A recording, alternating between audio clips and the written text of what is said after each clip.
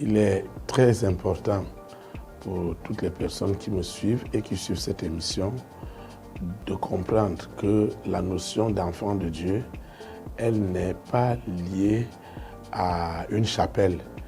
Lorsqu'on parle d'enfant de Dieu ici,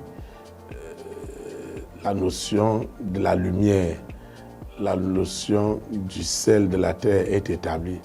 Alors, en termes de lumière, il est très important de savoir que si les hommes considèrent les milieux politiques comme les milieux des ténèbres, comme des milieux où il y a beaucoup d'opacité des ténèbres, alors il est extrêmement et même très important que les enfants de Dieu qui ont la lumière se retrouvent dans les milieux décisionnels politiques.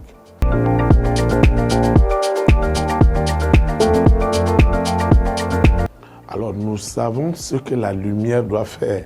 C'est-à-dire que lorsqu'on prend la notion de la lumière et le soleil n'a pas besoin de dire ce qu'il fait. Tout le monde peut voir l'effet de la lumière.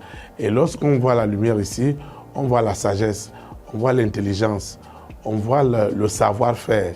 Et ce savoir-faire, il n'y a que ceux qui sont inspirés par l'Éternel qui peuvent mieux comprendre les choses, qui peuvent mieux discerner les choses, particulièrement dans les milieux politiques où il faut prendre des décisions. Si ceux qui doivent prendre des décisions sont sous l'influence du monde des ténèbres, ça veut dire qu'ils sont sous l'influence de Lucifer, de la sirène, du serpent, des esprits impurs, il est certain que les décisions qu'ils vont prendre ne seront qu'impopulaires.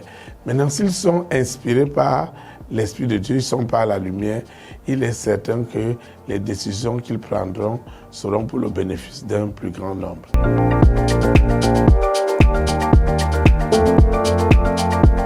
L'impact durable, on peut le voir avec l'exemple de Joseph dans la Bible.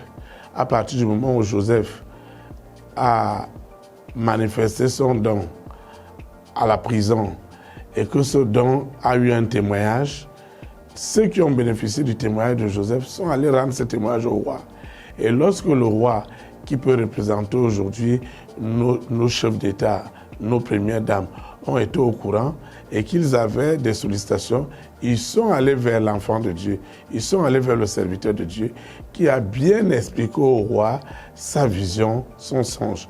Beaucoup des reines, des rois, des présidents, des premières dames, des hommes de distinction, je voudrais dire des multimilliardaires, des gens immensément riches, ils ont des visions, ils ont des songes.